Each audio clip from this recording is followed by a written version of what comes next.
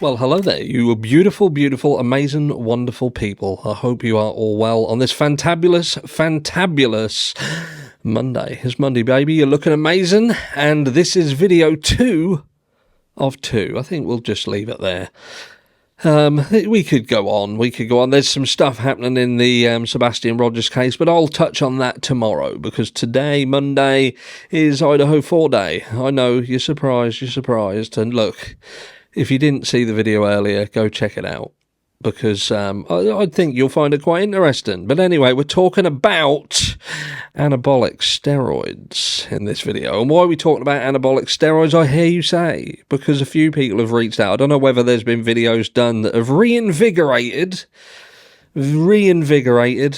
some life into the drug theory, the narcotic theory in the Idaho 4 case. I get a lot of emails, a lot of people who feel that the Idaho 4 case is drug related. They believe that there's cartels involved. We've got numerous cartels, and not just like the Mexican cartels, but we have sort of the Aryans and things like that. So we know that there's a lot of narcotics floating around the area. We know that. We know it happens. It's just part and parcel of life. Like I've said before, countries have been built on the profits of narcotics. But do I feel that the Idaho 4 case was indeed a narcotics-related incident? And I have to say, I don't. And I have done a video that extensively looked into the narcotic situation and why I don't believe that that would be the case. I believe that if this was kind of a cartel-level situation, then generally cartels wouldn't go after the customers or the street-level people. They'd go to, like, they'd eradicate the problem, which would potentially be the higher level, and then they'd just replace them for someone else. I don't see this as that. I genuinely don't. I also feel that the crime itself of how it played out, not just the weapons that we used, but the fact that there were people left in the house, I don't think that goes hand in hand with that kind of thing. But look, it doesn't mean that narcotics weren't involved. And I feel that a specific kind of narcotic is indeed, how can I say, I feel that it is the most likely way that this crime played out. And again, I will premise this by saying, look, I am not naive enough to believe that Brian Kohberger couldn't be the person who did it. I know that that's possible. We've seen serial killers in the past, and when you look at them, you're surprised, you're shocked. They just don't look like that type of person. They can come across as attractive, charismatic, and clever, smart, all the full 9 yards. So there isn't a specific pattern. There isn't a mold that determines how psychotic someone is. And we know that there's normal people who just snap. There's things that happen, and in the heat of a moment, things happen, and the rest is history. But what we do know, if you want to factor Brian Kohberger into the Idaho 4 case, then it wasn't a situation where he would have just snapped. He didn't seem to be known by them. There is no known connection, and it has been alluded to the fact that Brian Kohberger, there is no connection. There simply is. There seems to be an absence of motive if you factor in Brian Kohberger into the equation. So if you try and put Brian Kohberger into the crime, then it does get confusing. It gets convoluted. We've seen how convoluted it is, the case itself, and how they've had to try and get Brian Kohberger into the equation. I touched on this earlier. There's numerous things that have had to be changed. The timeline of the crime itself, from what Kathy Mabber originally would come out and say, to the car being changed by the FBI specialist. All these things are important factors that have had to be changed in order to get Brian Kohberger as the person who they kind of want to finger for the role of murderer. Do you know what I mean? And there's more. There's more little. The devil's in the detail, they say. But even the fact that it would appear that the roommates weren't originally considered as eyewitnesses, and then they later are. And look, that could just be that earlier on they wanted to hide the fact that they saw something to protect them. It's very, very plausible. But like I say, all these things have been changed, have been altered in some way, shape or form to fit that Brian Kohberger narrative. But if you look at the frat boy narrative, then the narcotics does indeed. What did I just make up another word? I'm a legend when it comes to that. You know, it does mean that if the frat boys were involved, the narcotics situation is indeed reinvigorated. There is a potential for that, and we talk about the use of anabolic steroids. And some of you will have heard me talk about this story before, but I had a friend years ago when I was younger who was into anabolic steroids. And what I want to first of all do is get over this rumor that people who take anabolic steroids are usually monsters. You know, I say anabolic steroids, you will think of Chris Bumstead, you know, Mr. Universe, you know, you'll think of Arnold Schwarzenegger, you'll think of these kind of people, and you'll look at people like David Loach and think, well, he's not fucking Chris Bumstead, is he? He's not Arnold Schwarzenegger. Look at him. The biggest thing he's got is his chin. And, you know, I get that, but that's a myth. You can be on anabolic steroids and not look like you're on them. But there are massive, massive physiological effects of anabolic steroids, and they can make people incredibly, incredibly dangerous. And like I say, I have a friend, and he was on them, and he became incredibly, incredibly dangerous. He became volatile, and it would eventually lead to him being imprisoned. And look, when he wasn't on anabolic steroids, he was a brilliant person. He was a lovely person, and we have a massive group of friends. And people could see what they were doing to him, but they were also incredibly scared to approach him regarding the issue because of how dangerous he had become. And that's a real thing. There would be one specific night where I would personally have to stop him from attacking his brother. That I think if I hadn't have been there, that could have very well ended up a similar situation to the Idaho 4 case. And I'm not joking. I'm not joking. But what do we know, and how does this work, and does it work? Are we making sense, or are we just talking shit? And this is why I feel that it does make sense, to a degree. You have a situation where you've got a party going on at the frat house, and there seems to be a fight that happens. Something breaks out, an argument of some description. And we know, based on like just the Timmy Reed situation, that when these guys all get together, the footballers, the frat brothers and all this, if there is a fight, then there are grudges that are held. And like in the Timmy Reed situation, we saw a group of between 40 and 50 people turn up at Timmy Reed's house, and it would end up with him being hospitalised. So we know these things happen. We know they still happen in the wake of what happened in the Idaho 4 tragedy. But look, on this specific night, there seemed to be a fight, and it would suggest by Bethany Funke that Xana and Ethan left. They would leave and they would return home. They would leave at about 1:45 and they would return home somewhere around 2 a.m. And Stacey Chapin would come out and she would make a statement that seemed to allude to the fact that 2 a.m, not 3, not 4, but 2 a.m. would always remain a dark time. Now, someone who is on steroids, it doesn't get to the point where an argument breaks out. There are very personal remarks made and comments, and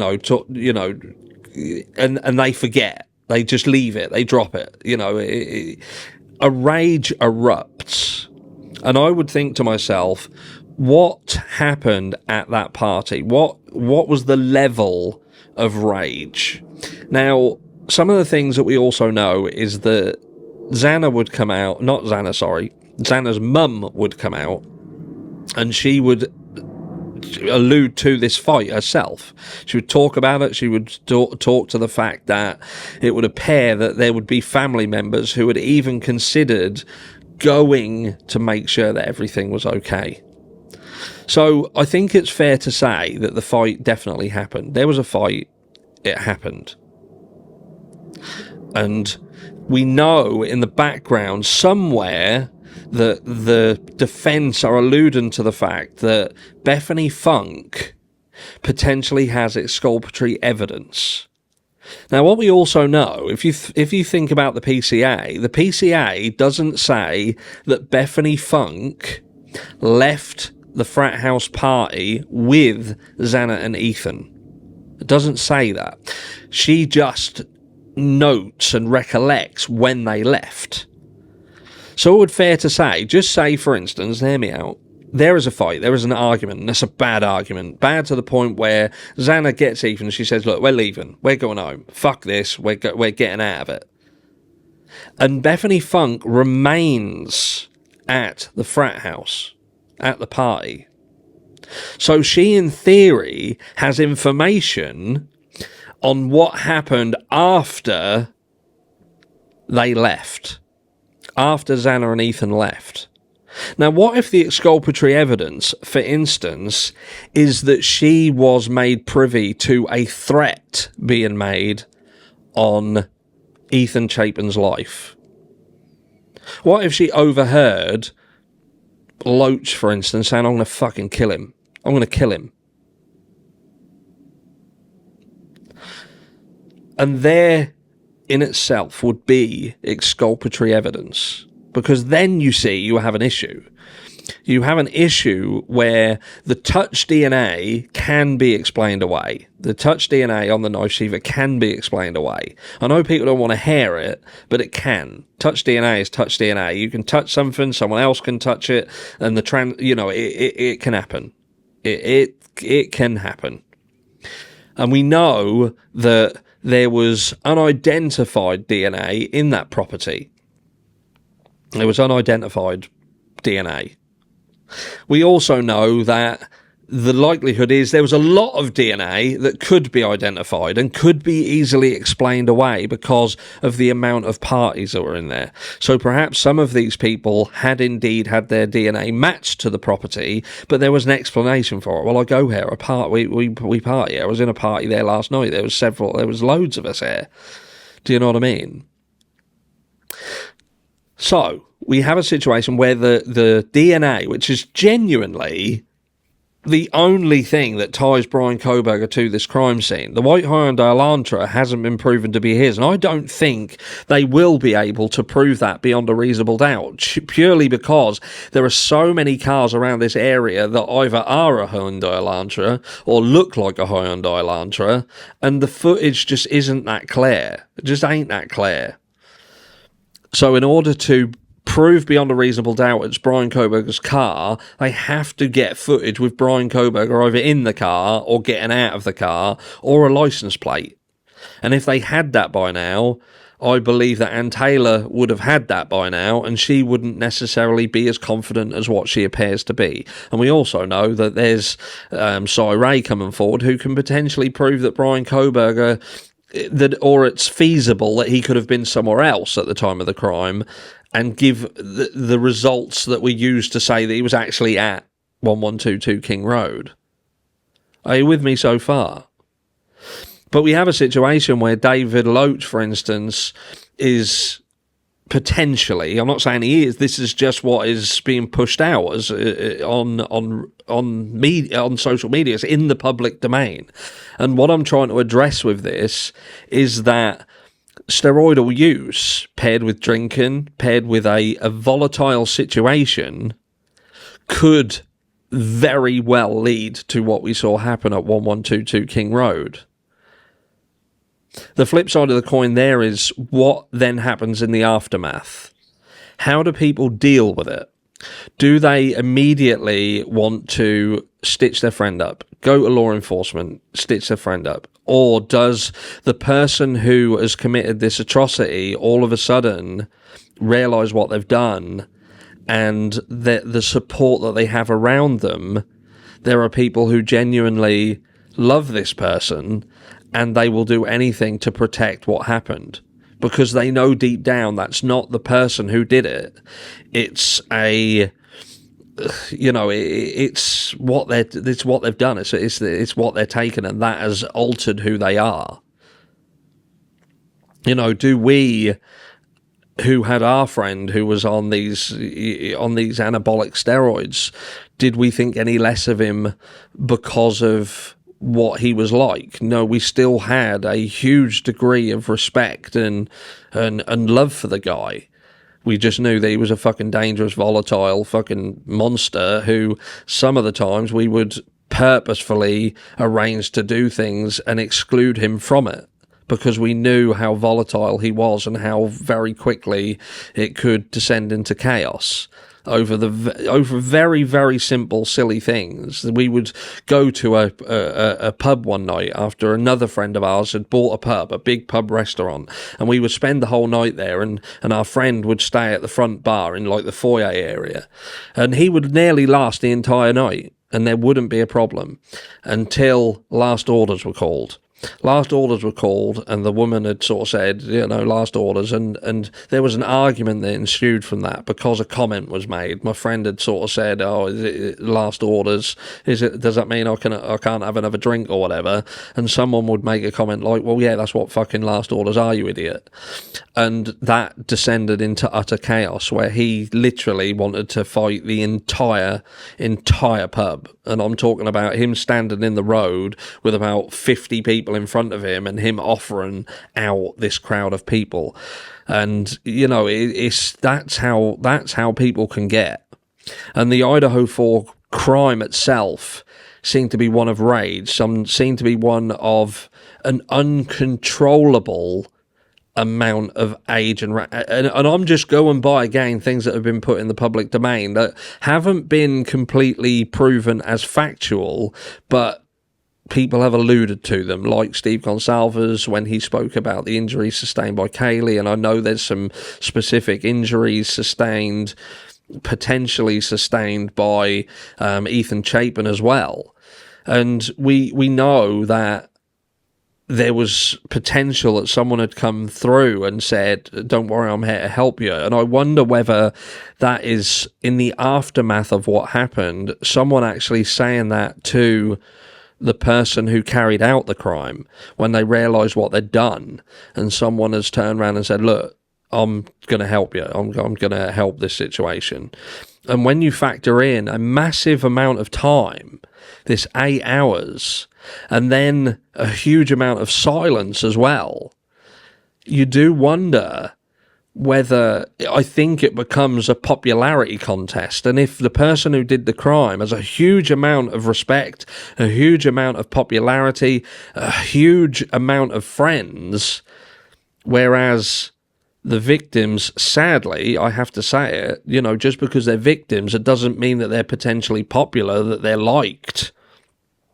You know, if you have an off balance there where people just don't like them, and again, it's been alluded to that the people in this house, they didn't get on, and we don't know the truth in that. We genuinely don't. I'm just trying to explain to you guys that when it comes to narcotics and my thoughts around the Idaho 4 case, I don't think that this is necessarily a cartel situation, but I can't rule out the anabolic steroids issue, because I've seen it firsthand, how quickly it can erupt and how dangerous it can be.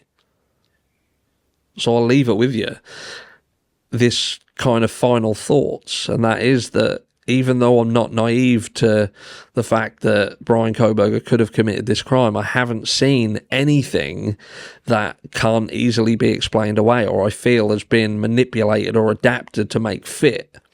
But with respect of, again, the anabolic steroids and the frat boy situation and the fight, I feel that Occam's razor almost pushes you in that direction and says if it looks like a duck, quacks like a duck, then it's a fucking duck. But that ain't Brian. That's this fight. Let me know down below what you think. I'll catch you all in the next one.